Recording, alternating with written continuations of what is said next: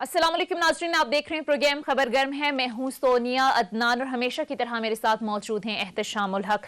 नाज़रीन, प्रोग्राम में आज बहुत सारे अहम मामलात हैं जिन पर बात करेंगे, लेकिन आज सबसे पहले 27 दिसंबर मोहतरमा बेनज़ीर भुट्टो की 14वीं बरसी आज मनाई जा रही है। 27 दिसंबर 2007 को आज ही के दिन मुस्लिम दुनिया की पहली खातून वज़ीर आज़म और पीपल्स पार्टी की लीडर, जिन्हें बेदर्दी के साथ रावलपिंडी में शहीद कर दिया गया था। लेकिन अफसोस की बात यह है कि आज 14 साल मुकम्मल होने के बाद भी कातिलों का कई सुराग नहीं मिल सका। उसके बाद जरा बात करेंगे कि आज 14 साल गुजरने के बाद आज पीपल्स पार्टी, और जब मोहतरमा बेनज़ीर भुट्टो थी तो पीपल्स पार्टी कहां खड़ी है, इस पर भी जरा बात करेंगे। इसके साथ साथ नाज़रीन सियासी मौज़ूआत पर आए तो सियासी टेम्परेचर काफी गर्म है, सियासी पारा काफी हाई है। खासकर नवाज शरीफ साहब की वतन वापसी और सजाएं खत्म होने की जो कयास आराइयां हैं वो हम देख रहे हैं कि जोर पकड़ती जा रही हैं। कि कुछ रहनुमाओं की अगर बात करें, फिर उस पर जो पाकिस्तान तहरीक इंसाफ है, जो गवर्नमेंट है, उसका मौक़िफ़ सामने आना कि चल क्या रहा है। ये मियां नवाज शरीफ साहब की वापसी क्या वाकई है या सिर्फ ये एक तासुर दिया जा रहा है, तासुर बनाया जा रहा है। इस हवाले से एहतशाम साहब के पास आज एक एक्सक्लूसिव खबर है, प्रोग्राम में आपके साथ वो भी शेयर करेंगे। इसके साथ साथ नाज़रीन और भी बहुत सारे मौज़ूआत हैं। साबिक चीफ जज राना शमीम के बयान हल्फी के मामले पर भी एक नया मोड़ आया है, कुछ नए इंकशाफात सामने आए हैं एक खबर के मुताबिक। इस पर भी जरा तफसील से बात करेंगे। इसके साथ साथ नाज़रीन पीटीआई की केपीके के बल्दियाती इंतखाबात में शिकस्त के बाद पार्टी के अंदर कुछ तब्दीलियां की गई हैं। चेहरे तो बहरहाल वही हैं, लेकिन कुछ ओहदेदारान तब्दील किए गए हैं, तो इससे क्या फर्क पड़ेगा, सारी सूरत हाल पर तफसील से बात करेंगे। और बात करने के लिए स्टूडियोज में हमारे साथ मौजूद हैं पाकिस्तान की सीनियर रहनुमा आलिया हमजा साहिबा। अस्सलाम वालेकुम आलिया हमजा साहिबा, सबसे पहले तो thank you so much for joining us. Ehtesham साहब, आपसे आगाज करते हैं। मुख्तसरन आज 27 दिसंबर मोहतरमा बेनज़ीर भुट्टो की 14वीं बरसी मनाई जा रही है, जिनमें यकीनी तौर पर पाकिस्तानी सियासत में मोहतरमा बेनज़ीर भुट्टो की शहादत का खला तो फिल नहीं हो सकता, लेकिन कैसे याद करेंगे आज के दिन आप उनको? सुनिए, देखो, अभी आपने कहा था कि मुस्लिम दुनिया की पहली खातून वज़ीर आज़म, वो तो अपनी जगह थी, लेकिन पूरी दुनिया को देखें तो यंगेस्ट प्राइम मिनिस्टर थी। ये 35 साल की उम्र में बनी। दुनिया में कोई खातून इस उम्र में प्राइम मिनिस्टर नहीं बनी। उसके बाद कुछ लोग आई हैं, ख़वातीन आई हैं इस मैदान में। सवाल तो सोनिया बड़ा अहम है, लेकिन फ़ायदा कुछ नहीं है। लियाकत अली ख़ान से लेके बेनज़ीर भुट्टो मरहूमा तक बहुत सारे लोगों को कत्ल किया गया, हटाया गया, सियासत के मैदान से उनको दूर किया गया। ज़्यादा अफसोस लोगों को इस बात का होता है कि पीपल्स पार्टी की हुकूमत भी आ गई थी और 5 साल रही वो। इस दौरान कितनी तहकीकात हुई, क्या हुआ, उस जगह को साफ़ कर दिया गया, आज तक नहीं समझ आ सकी कि भाई। और जब आपने देखा यूनाइटेड नेशन की एक तहकीकाती कमेटी आई, उनकी टीम आई, $5 मिलियन भी उनको दिए गए। उन्होंने कह दिया जी हम क्या तहकीकात करें, आपने पूरी जो जगह थी उसको साफ़ कर दिया, आपने जो एविडेंस है वही ख़त्म कर दी। फिर स्कॉटलैंड यार्ड के लोग भी आए, उन्होंने भी कहा, लेकिन बहरहाल जिम्मेदारी थी पीपल्स पार्टी के लोगों की, इनकी हुकूमत थी, अनस करते क्यों नहीं हो सका। अब ये तो मेरा ख्याल है तारीखदान ही लिखेगा, लेकिन ये बात अपनी जगह है कि बीबी एक बहुत बड़ी लीडर थी। और आज भी आप देख लें कि बीबी की शहादत के बाद उनकी पार्टी के लोग, उनके हस्बैंड आसिफ जरदारी, उनके साहबजादे बिलावल भुट्टो, असल में मैं तो यही कहूँगा कि उन्हीं को कैश करवा रहे हैं। उनसे पहले उनके वालिद को कैश करवाया जाता रहा है। लोग तो मुखालफिन कहते हैं कि जी ये भुट्टोस की कब्रें जो है ना वो बेची जाती हैं, उन पर सियासत की जाती है। लेकिन बेनज़ीर का जाना एक बहुत बड़ा लॉस है, जो मेरा ख्याल है पूरा होना शायद मुमकिन नहीं है। शायद मुमकिन नहीं है। ठीक है, अब जरा सियासत पर बात कर लेते हैं। आलिया हमजा साहिबा, नून लीग वाले तो कह रहे हैं नवाज शरीफ वापस आ रहे हैं, रोक सको तो रोक लो, हुकूमत की उल्टी गिनती शुरू हो गई है। ये तो आलिया हमजा साहिबा महज अफवाहें हैं। उन पर हम देखते हैं कि कल के अखबार देख लें, आज के अखबार देख लें, हुकूमती वुज़रा तर्जुमानों के तो बयानात भरे पड़े हैं। तो वाकई कोई हुकूमती सफ़ों के अंदर खौफ है? खुद प्राइम मिनिस्टर का बयान देना, आपको लगता है कि देना चाहिए था प्राइम मिनिस्टर को इस मामले पर बयान? बिस्मिल्लाहिर्रहमानिर्रहीम। सबसे पहले तो मैं सोनिया थैंक यू एहतशाम साहब, it's always a pleasure to be with you on your show. और मैं ये कहूँगी नवाज शरीफ साहब का क्या मैं कहूँ, वो जो बीमारी का बहाना बनाकर यहाँ से गए थे। अफसोस होता है कि हमें ये जब बात रिपीट करनी पड़ती है कि 3 दफा का वजीर आजम, और ये कहते क्या, उन्हें कायदे इनकलाब कहते हैं। तो ये जो इनका पासपोर्ट, जो इनकी जिसकी तजदीद नो होनी है, या जो इनका इनकलाब का रास्ता है, मुझे तो लगता है कि वो यूके के होम डिपार्टमेंट से आ रहा है। क्योंकि सुनने में तो यही आ रहा है कि वो भगोड़ा जो यहाँ से भागकर बीमारी के बहाने वहां गया था, वहां होम डिपार्टमेंट को वो कन्विंस नहीं कर सके और उन्होंने उनको कहा, यानी पार्ट 2 शुरू हो गया था, लंदन से मुझे क्यों निकाला का, लेकिन वंस अगेन जिन्होंने यहां पर इनकलाब लाना था, जो इनकलाब के लिए यहां पर जिन्होंने आना था, एक दफा दोबारा वो अपील में चले गए हैं और गिड़गिड़ा रहे हैं कि मुझे वहीं पर रहने दें। और जब उनको लग रहा है कि उनकी अपील भी रिजेक्ट हो जाएगी, जिस तरह से आपको पता चला कि इरफान हाशमी साहब ने खबर दी है कि उनके सामने वहां पर उनके ऑफिस में बैठकर वो बयान हल्फी जो है वो नोटराइज कराया गया, तो अब ये पूरा ड्रामा एक्सपोज हो चुका है। और आपको भी ये पता है, हम तो सिर्फ इतना कहकर मैं आगे चलूंगी कि अब मुझे तो लगता है कि नरगिस और दीदार रह गई हैं, बाकी उनसे मिलने वाली जो मुलाकातियों के नामों में भी अब शामिल, आगे अब यही एक लॉट रह गई है कि कायदे इनकलाब साहब उनसे मिले, होम डिपार्टमेंट एक दफा उनका वीजा रिजेक्ट करके वहां से उन्हें लात मार के निकालेगा तो तभी वो यहां पर वापस आएंगे, अदरवाइज तो ये इनकलाब अब लंदन वालों से ही होकर। और एक जिसे कहे ना, ये जो परसेप्शन मेकिंग है, परसेप्शन ये मेक किया जा रहा है कि वो यहां पर एक दफा दोबारा वोट को इज्जत देने आ रहे हैं, और दूसरी तरफ वही जिन्होंने वोट को इज्जत देनी थी उन्हीं के बारे में ये कहा जा रहा है कि ये तो सारी डील है, और मियां साहब डील के ऊपर बड़ी सख्ती से जो है वो बात कर रहे हैं और वो करके वो आना चाह रहे हैं। चलें, आ रहे हैं या नहीं आ रहे, जरा एहतशाम साहब के पास अंदर की खबर है। एहतशाम साहब, ये नवाज शरीफ की वतन वापसी का कार्ड खेलकर क्या हासिल करना चाह रही है नून लीग? उन खबरों में कोई सदाकत है? सुनिए, आज मेरी कुछ बड़े अहम लोगों से बात हुई है और इस हवाले से जो बड़ी चीज़ मुझे पता चली है वो ये है कि एक बड़ा आलिया साहबा की बहुत बड़ा एक लेटेस्ट एफर्ट किया गया था, पहले भी हुआ था, इस दफ़ा भी हुआ है। क्या तरीका किया जाए कि कोई पॉलिटिकल असैलम, सियासी पनाह दिलवाई जाए इन्हें, और इन्होंने होम ऑफिस के अलावा और जो इनके करीबी लोग हो सकते हैं बाहर की दुनिया में बैठे हुए, उनके ज़रिए मूव चलाई गई कि जी इनके साथ ज्यादती हुई है तो लिहाजा पासपोर्ट भी नहीं है तो कुछ किया जाए। और इससे पहले कहा जाता है दुबई, बहरीन और एक आध और मुल्क में भी कोशिश की गई लेकिन बात नहीं बनी। और लेटेस्ट जो पता चला है सोनिया कि पॉइंट ब्लैंक यूके की गवर्नमेंट ने बताया है कि नवाज शरीफ साहब अगर मुलजिम होते तो शायद हम उनकी कुछ सपोर्ट कर सकते थे, लेकिन वो पाकिस्तान की हाईएस्ट कोर्ट सुप्रीम कोर्ट से उनकी कन्विक्शन हुई है, लिहाजा इसको हम अंडू नहीं कर सकते। इसके लिए हम कोई आउट ऑफ द वे जाके कोई पेपर नहीं दे सकते, कोई ऑर्डनरी पासपोर्ट या आर्जी पासपोर्ट कोई चीज़ ऐसे नहीं दे सकते, इसलिए कि दूसरी तरफ आपने साल डेढ़ साल आप रहे, इलाज नहीं करवाया, वापस नहीं गए। हमने जो इतलात मिली आलिया हमजा साहब, हमने हाथ होला रखा, यूके की गवर्नमेंट कह रही है हाथ होला रखा, फिर भी कि चलें बहुत से हवालों से सियासी तौर पे आप के मामलात हो सकते हैं अच्छे बुरे, लेकिन हमने उसको इग्नोर किया, अगरचे हम पे दबाव बड़ा था कि ये इस तरह की फेवर हम किसी और मुल्क के किसी आदमी के लिए नहीं करते। वाई नवाज शरीफ, बहरहाल इसके लिए प्लान बनाया गया, असल खबर आ रही है आगे। एक प्लान बनाया गया, दो चीज़ें लाई गई, एक बहुत दिनों से चल रहा था कि राना शमीम साहब को कैसे लॉन्च किया जाएगा, ये चार्ल्स गेथरी साहब को कैसे यूज़ किया जाएगा। अभी उस कंट्रोवर्सी में नहीं हम जाते कि जी ये किस जगह पे बात हुई थी, नवाज शरीफ साहब के साहबजादे जो हैं वहाँ पे मार्बल आर्च के उनके ऑफिस में ये हुआ।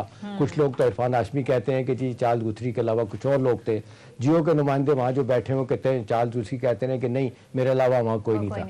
बहरहाल वो एक प्लान किया गया, लेकिन जिस तरीके से बैकफायर हुई इन दोनों चीज़ें, और यहाँ पे एक अपने जस्टिस हमारे अतर मतीनुल्लाह साहब ने कन्फ्रंट किया, वो मामला भी उनका ख़राब हो गया। फिर दूसरा पूरा फिट किया गया कि जब गए अयाज सादिक साहब वहाँ पे गए और आने के बाद उन्होंने कहा सोनिया कि जी नवाज शरीफ साहब जनवरी में आ रहे हैं, तो ये होने वाला है।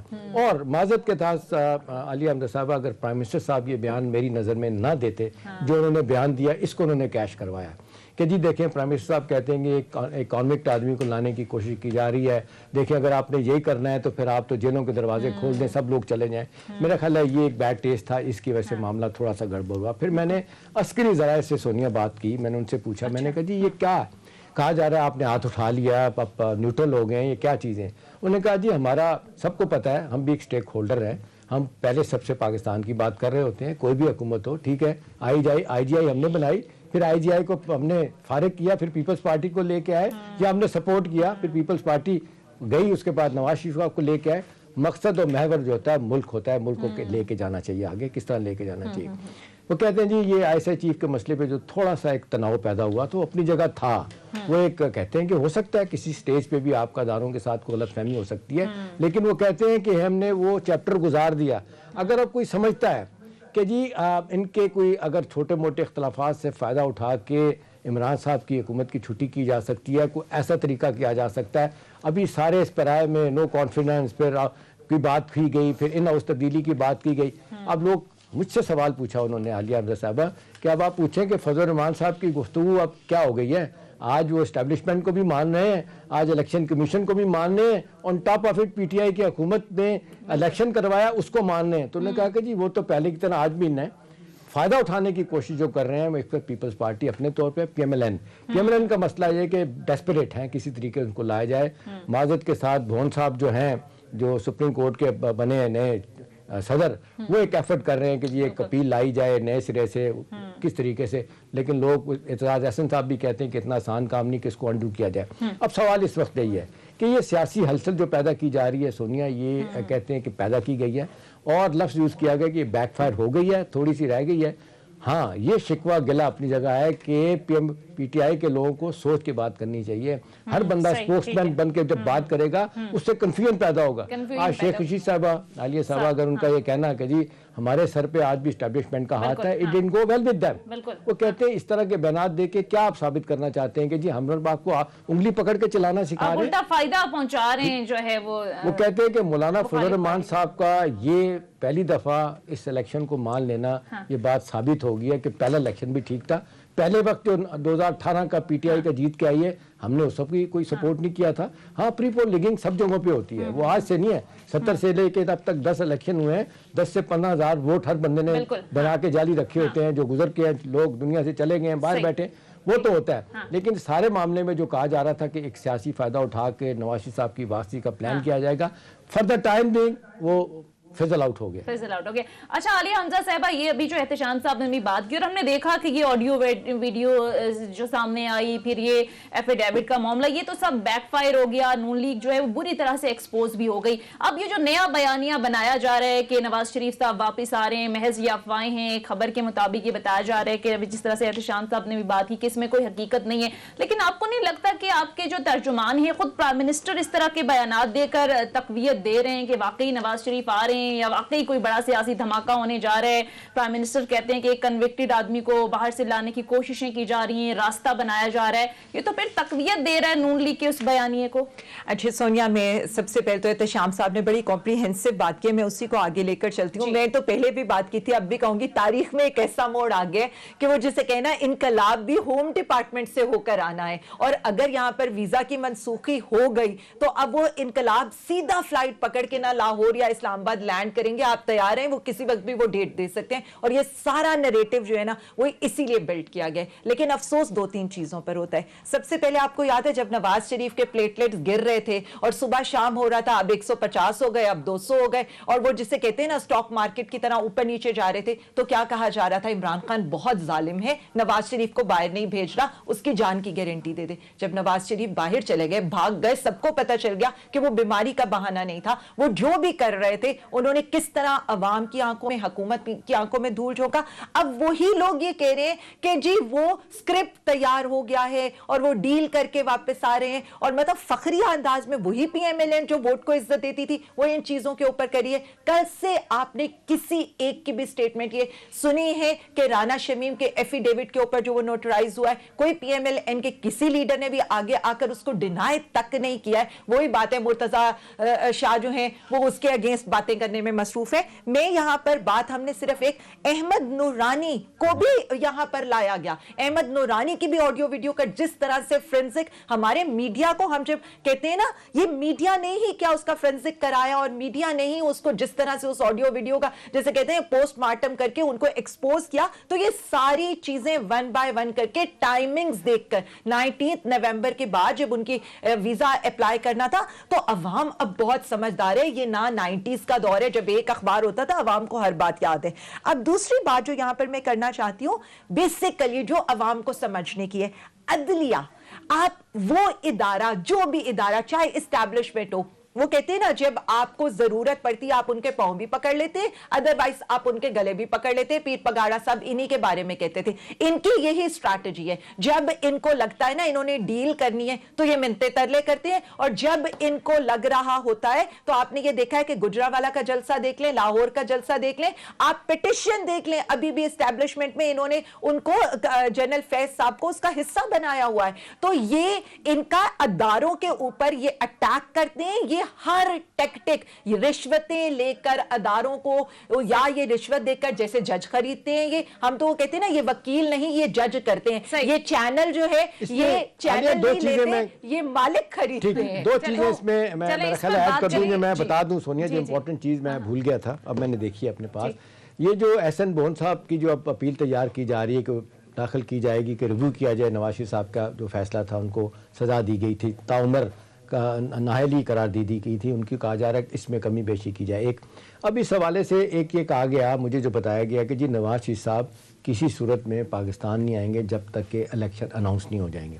एक दूसरा है कि जनवरी की डेटें जो सिर्फ दी जा रही हैं, वो कह रहे हैं कि ये सारे ऑप्शन वे कर रहे हैं। एक ऑप्शन ये भी चल रहा है कि जी नवाज शरीफ साहब आ जाएं, अगर अदालत से इनको कुछ लग जाए, कुछ मिल सकता है कोई रिलीफ, तो वो आएंगे, सीधा जेल जाएंगे और फिर एक प्रोसेस होगा, उसके बाद उनकी केसी से जान छुड़ाई जाएगी, फिर वो बकौल उनके फिर आइन में तरमीम की जाएगी और करके तो फिर चौथी मरतबा प्राइम मिनिस्टर बनाने की बातें करने की बात हो रही है। लेकिन अहम इस हवाले से बात यह है कि जो एक पहाड़ बनाया गया था ना, उसमें लगता है कि कोई वजन नहीं है, सारी बातें जो सारी बैठ के तैयार की। चलें ठीक है, इसी बात पे एक मुख्तसर ब्रेक लेते हैं नाज़रीन, और भी बहुत सारे अहम मौज़ूआत हैं जिन पर आज हम प्रोग्राम में बात करेंगे। Stay tuned.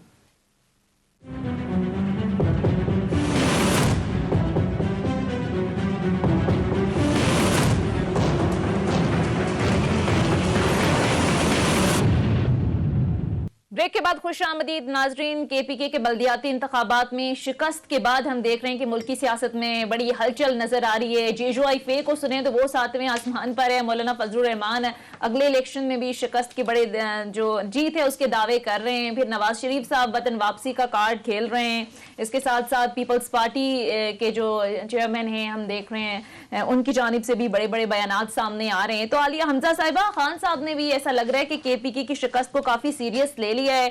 तमाम पार्टी तंजीमें तहलील कर दी गई हैं, नई तश्कील दे दी गई हैं। लेकिन इस पर एक सवाल ये भी उठता है कि इसमें नया क्या किया है खान साहब ने। ये तो मैम वही पुराने चेहरे हैं जिनको वो वापस ले आएंगे। परवेज खटक जिन पर इल्जाम था कि अपने रिश्तेदारों में इन्होंने टिकट बांधे हैं, उनको ले आए। फिर शफकत महमूद क्या नया कर लेंगे जो एजाज चौधरी साहब ने नहीं किया। असद उमर को सेक्रेटरी जनरल बना दिया। खुसरो मुख्तार को साउथ पंजाब का प्रेसिडेंट बना दिया। तो ये तो वही पुराने चेहरे हैं, नया क्या है इसमें?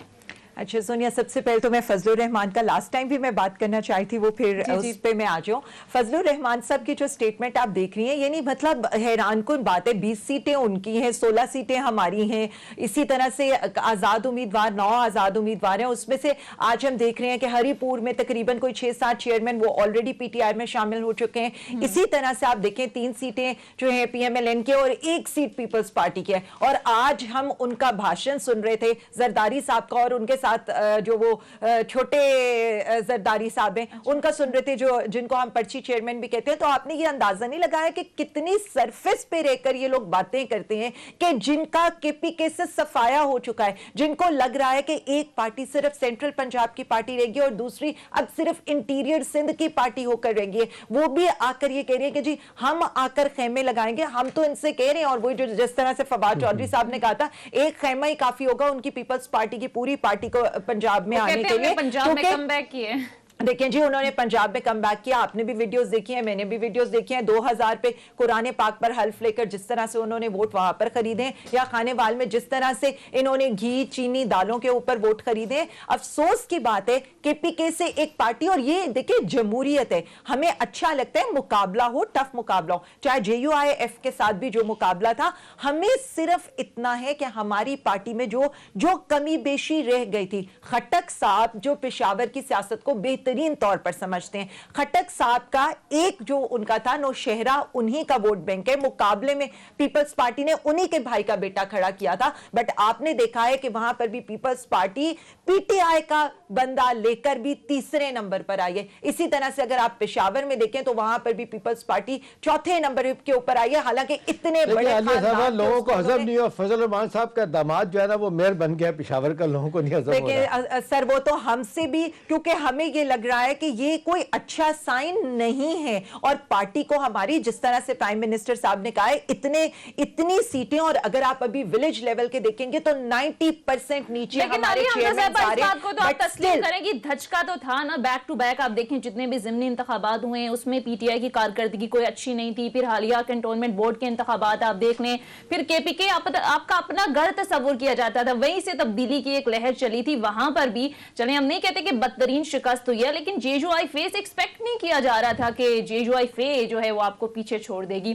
तो ये धचका तो था ना जिस पर प्राइम मिनिस्टर ने भी बात की। सोनिया, मैं 2-3 चीजें यहां पर ऐड कर लूं। जब हम ज़मीनी इंतखाबात की बात करते हैं तो आप ये देखें, सियालकोट का इलेक्शन हम जीते, पीपी का इलेक्शन हम जीते, जबकि वो सीट थी पीएमएल-एन की। इसी तरह से अगर आप ये देखें कि सियालकोट का जो डस्टा का इलेक्शन था उसमें भी हमारा वोट बैंक 15 से 20 हजार इंक्रीज हुआ। आप गुजरांवाला का इलेक्शन देखें जहां पर हम 25-30 हजार की लीड से हारे थे, वहां पर हमारी और पीएमएल-एन का डिफरेंस 5 हजार कर गया था। आप आ जाए खानेवाल पे, खानेवाल पे वही वाली बात है, हमारा अपना ही बंदा वो पीएमएल-एन में जाकर, और वहां जिस तरह का भी प्रॉब्लम हुआ, हमें उसमें बिल्कुल हमें ये लग रहा था कि कुछ तंजीमी मसाइल हैं जिन्हें हमें सॉर्ट आउट करने की जरूरत है। तो ये अब आ जाए, मैं बिल्कुल आगे। अब अगर हम लोकल बॉडी इलेक्शन कैट के ऊपर आ जाए तो आप ये देखें, बिल्कुल हमें अगर पिंडी, लाहौर और मुल्तान में शिकस्त हुई, उसके बाद हमने गुजरात के अंदर, वजीराबाद के अंदर, गुजरांवाला के अंदर, जेहलम के अंदर, यानी जो सेंट्रल पंजाब पूरा जिसे हम जीटी रोड कहते थे, वहां पर पीटीआई का सारा पीटीआई ने वहां से स्वीप किया लोकल बॉडी कंटोनमेंट के इलेक्शन में।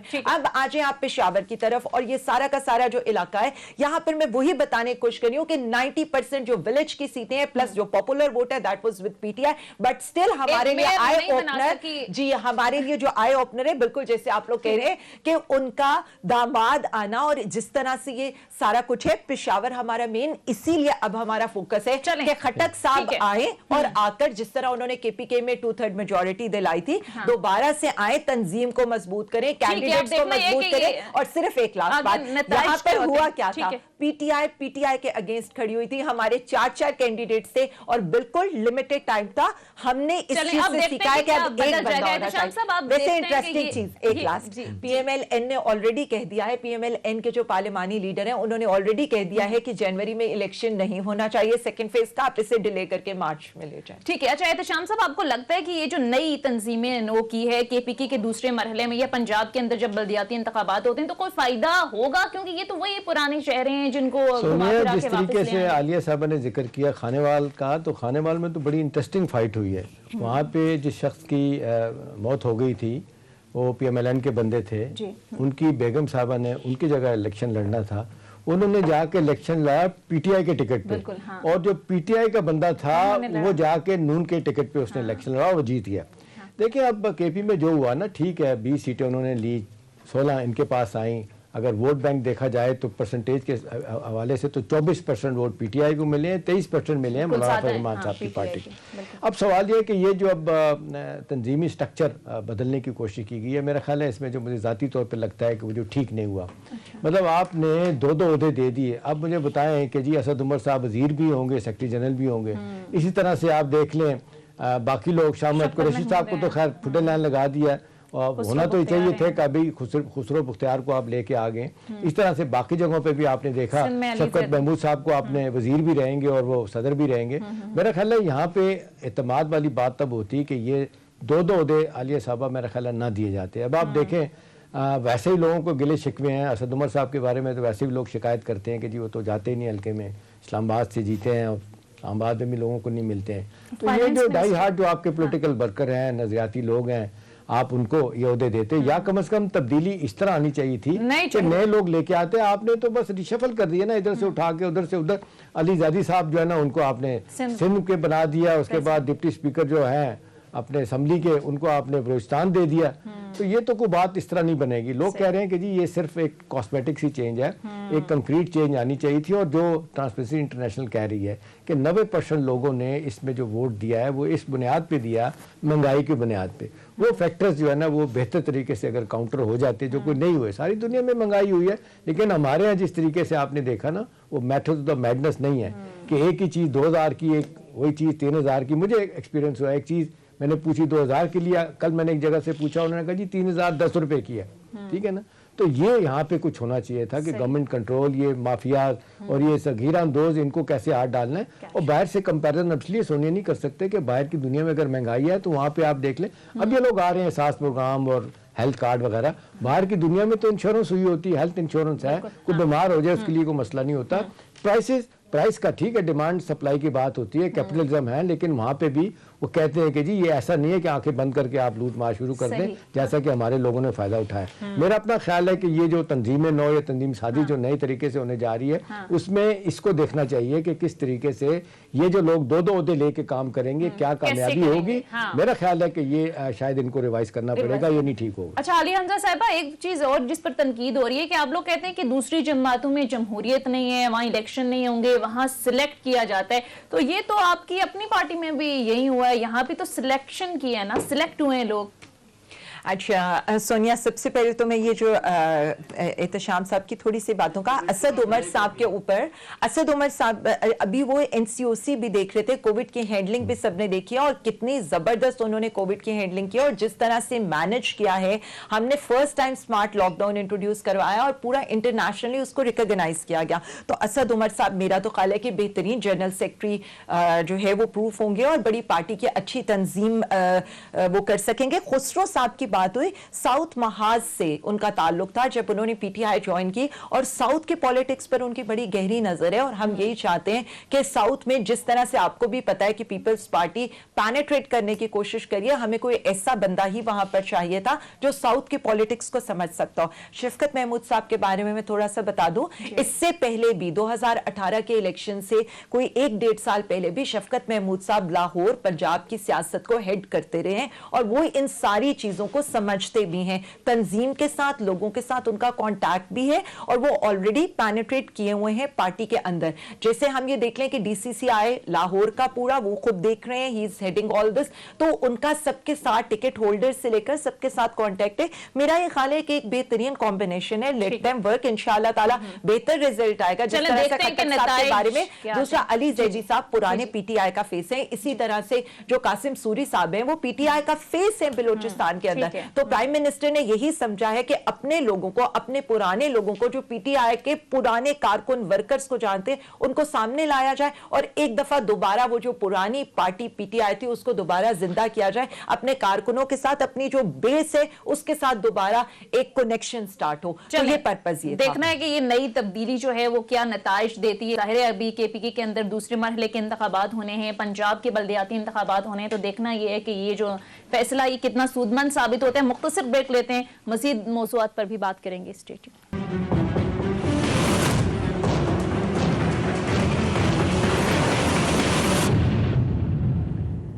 ब्रेक के बाद खुशामदीद शाम साहब। अब ज़ाहिर बल्दियाती इंतखाबात की ही अगर बात करें तो केपीके के बाद जो बड़ा चैलेंज है वो पंजाब है। अभी नई जो तंजीम साजी भी की गई है, तो आप क्या समझते हैं क्या करने की जरूरत है मजीद वहाँ? देखिए सोनिया, पंजाब में माजत के साथ लीडरशिप का बहुत बड़ा फुकदान है। ठीक है जी, क्राइसिस है लीडरशिप का। मैं तो कहूँगा यही क्राइसिस पंजाब केपी में भी रहा और अब तक भी है। हमने देख लिया महमूद खान साहब की परफॉर्मेंस और यहाँ पे गुलजार साहब के बारे में रात दिन उठते बैठते लोग बात कर रहे हैं। अब देखिए वहाँ पे जहांगीर खान जैसा कद काट का सियासी तौर पे कोई आदमी नहीं है।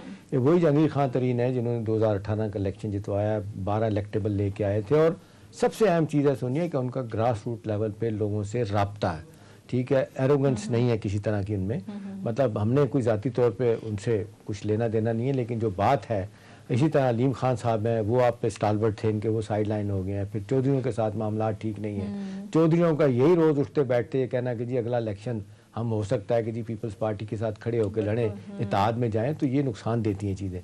मेरा ख्याल है जहाँ पे प्राइम मिनिस्टर साहब ने बहुत सारे माजत के साथ लोग लफ्ज़ यूज़ करते हैं, कॉम्प्रोमाइज़ किए, यू टर्न किए, इनके साथ बहुत सारे लोग पार्टी के अंदर भी बात कर रहे होते हैं और उनको भी नहीं समझ आती। कई लोगों ने जाके सुना है, प्राइम मिनिस्टर से बातें भी की हैं इस तरह की, लेकिन क्या वजह है ये इस कदर डिस्कॉर्ड क्या है अंदर, क्यों प्राइम मिनिस्टर साहब इतना स्ट्रांगली सोचते हैं?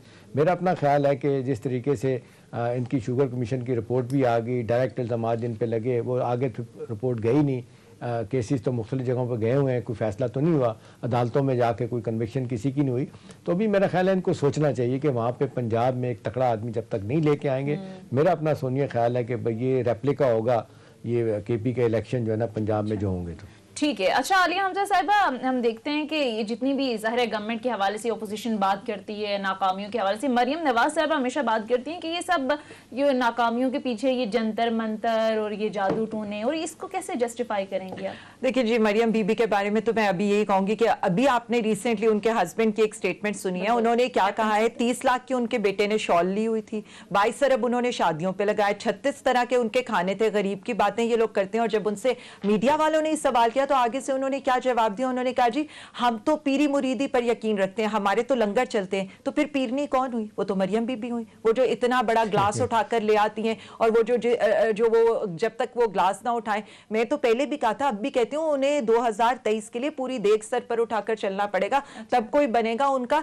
लेकिन एक बात तो आ गई, जिस पीरनी की बात ये लोग करते थे वो पीरनी मरियम बीबी है, क्योंकि अपने उनके हस्बैंड ये क्लेम कर चुके हैं, क्योंकि इन्हीं के लंगर चलते हैं, यही पीरी मुरीदी के ऊपर यकीन रखते हैं और यही जादू मंतर करते हैं। चाहे वो नवाज शरीफ साहब हो, वो भी अपनी वजारत उज़्मा के लिए जाया करते थे पीरों फकीरों के पास। शहबाज शरीफ साहब ने भी सुना है 10,000 का एक तावीज लिया था किसी से वजीर आजम बनने के लिए, और अब आप ये देख रही हैं कि मरियम बीबी का तो मारूफ आजम ग्लास आपके सामने ही है। तो मैं ये बता रही हूँ कि इनको इस तरह की बातें नहीं करनी चाहिए, इनको परफॉर्मेंस पर बात करें, ये नहीं कर सकते। खुद ये लूट कर बाहर भाग गए हैं, जिस तरह से अब ये कर रहे हैं। वो जो भगोड़ा साहब हैं वो गए थे इलाज के लिए, अब कहां का इलाज? 2019 में ये कहा जाता था नवाज शरीफ पढ़ने लगा है। कारकर्दगी की बात की है। देखिए लोग यही बात कर रहे हैं कि प्राइम मिनिस्टर साहब के ऊपर जो बहुत ज्यादा क्रिटिसिज्म होता है वो इस बात पे होता है कि उन्होंने जब आए थे तो उन्होंने कहा था कि 3 महीने के बाद हर वजीर की जो है ना परफॉर्मेंस कारकर्दगी देखी जाएगी, जो परफॉर्म नहीं करेगा उसको साइडलाइन किया जाएगा,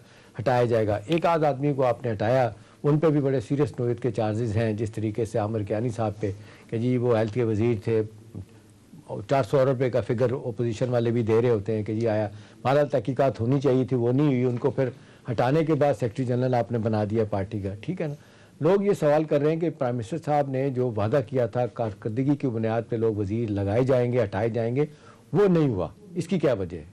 देखिए एहतशाम साहब, मुझसे जब सारे पूछते हैं ना, आज भी ये कहा जा रहा था इन सालों को आप कैसे देखती हैं, बात सिर्फ इतनी है कि हमारी एक सारी परफॉर्मेंस अंडरमाइन कर दी जाती है महंगाई के साथ। जबकि मैं बिल्कुल तेजी से 4-5 फिगर्स दे देती हूँ जो बहुत इंपॉर्टेंट है। हमने पिछले साल के फाइनेंशियल ईयर के मुकाबले में हमारे एक्सपोर्ट गुड्स 27% इंक्रीज हुए, हमारी जो सर्विसेज थी, एक्सपोर्ट सर्विसेज थी, वो तकरीबन 25% इंक्रीज हुई। अगर हम तरसीलाते ज़र की बात करें वो 12% इंक्रीज हुई, टेक्सटाइल एक्सपोर्ट 20% इंक्रीज हुई, आईटी एक्सपोर्ट 39% इंक्रीज हुई, ज़र मुबादला के ज़खायर में मुसलसल इजाफा हो रहा है, फेडरल बोर्ड का रेवेन्यू 37% इंक्रीज हुआ। देखिए आप कार्स की सेल्स ले लें, फर्टिलाइजर्स ले लें, यूरिया ले लें, आप सीमेंट की सेल्स ले लें, आप ट्रैक्टर्स की सेल्स ले लें, ऑटोमोबाइल्स की ले लें, आप मोटरसाइकिल्स की ले लें, आप रेफ्रिजरेटर, पंखे, यानी एक जो बेसिक चीजों से लेकर हर चीज आपकी परफॉर्म करी। आज मैं एसएमई सेक्टर देख रही थी, 8.3% उसकी ग्रोथ है। ये जो हमें बार बार कहते थे ग्रोथ, आज इंशाल्लाह ताला पाकिस्तान जब ये क्लोज करेगा 5% ग्रोथ पे करेगा। ऑफिशियली महंगाई का फिगर आ रहा है, इन्फ्लेशन रेट। देखिए जब आपकी आधी आबादी बिलो दी पॉवर्टी लाइन रहना शुरू हो जाए, $3 पर सस्टेन कर रही हो, लोग कहते हैं कि जी ये 1-2% लोगों की अशराफिया की गेम है, सारी माल भी वही बना रहे हैं, वही सारे खेल खेल रहे हैं। प्रोसेस में जो निचले तबके हैं वो सफ़र किए हैं और गुर्बत ज़्यादा हुई है, अनएम्प्लॉयमेंट ज़्यादा हुई है। ओवरऑल फिगर तो ठीक बता रही हैं आप, लेकिन ये जो इमीडिएट कॉन्टेक्स्ट में जो लोगों के चूल्हे ठंडे हुए हैं, 30-40 हज़ार वाला बंदा भी जो है ना महीना कमाने वाला, वो भी रो रहा है, इस तरफ कोई तवज्जो नहीं दी गई। अच्छा मैं एक तो बता दूं, मुझे आज आप लोगों के साथ प्रोग्राम करने में बड़ा मजा आया है, क्योंकि एक बड़ी हेल्दी डिबेट हो रही है। सबसे मुझे जो एहतशाम सब, मुझे जिस चीज़ का अफसोस होता है, मैंने शुरू में एक बात की, हम सारी अच्छी चीज़ों को भूल जाते हैं और हम ये कहते हैं कि महंगाई इंटरनेशनल फाइनोमिना है।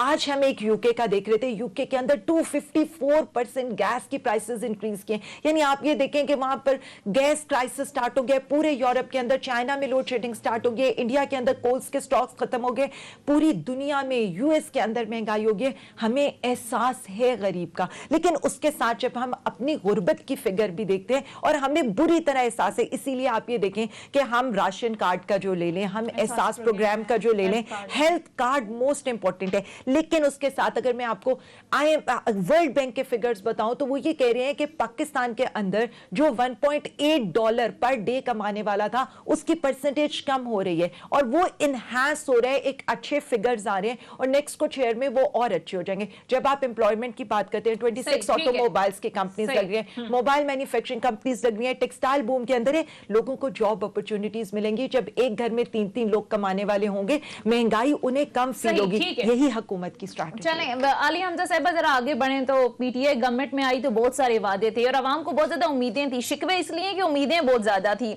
पुलिस रिफॉर्म्स करनी है, आम आदमी के मसाइल जैसे बेरोजगारी हो गई, फिर महंगाई का आपने खुद ही तस्करा कर लिया, ये सारी चीजें कहीं पसे पुष्ट रह गई हैं जो एहतसाब का बयानिया था उसको लेकर। तो आपको नहीं लगता कि ये जो एहतसाब करते हुए कुछ रिकवर भी नहीं हो रहा, कुछ साबित भी नहीं हो रहा, सजाएं भी नहीं हुई, तो ये चोर डाकू के खेल में वक्त निकलता जा रहा है आपके हाथों से? देखिए मैं एक बात बता दूं, ये चोर डाकू का खेल नहीं था। अभी भी मैं जो ये पूरा देख रही थी पीपल्स पार्टी के करप्शन का, पीएमएलएन के करप्शन का, और जब लोग ये कह रहे होते हैं चोर लुटेरे, ये हमारा पर्सनल पैसा लूट कर नहीं गए, ये प्राइम मिनिस्टर इमरान खान का पैसा नहीं है, ये इस कौम का पैसा है जो वो चाहते हैं ये वापस करें। और वो आपने देखा कि उसके लिए सारे बहाने करते हैं, प्राइम मिनिस्टर को गिराना चाहते हैं, असेंबलियां डिसॉल्व करना चाहते हैं, ये चाहते हैं पीटीआई वाइप ऑफ हो जाए सिर्फ इसलिए कि इनको रसीदें ना जमा करानी पड़े, इनको एहतसाब ना फेस करना पड़े। अदालतों के साथ ये क्या कर रहे हैं, जजेस के साथ ये क्या कर रहे हैं, ये आप एस्टैब्लिशमेंट के साथ इनका रवैया आप देख लें, यानी ये अपनी सिर्फ आल बचाओ, माल बचाओ, खाल बचाओ करें।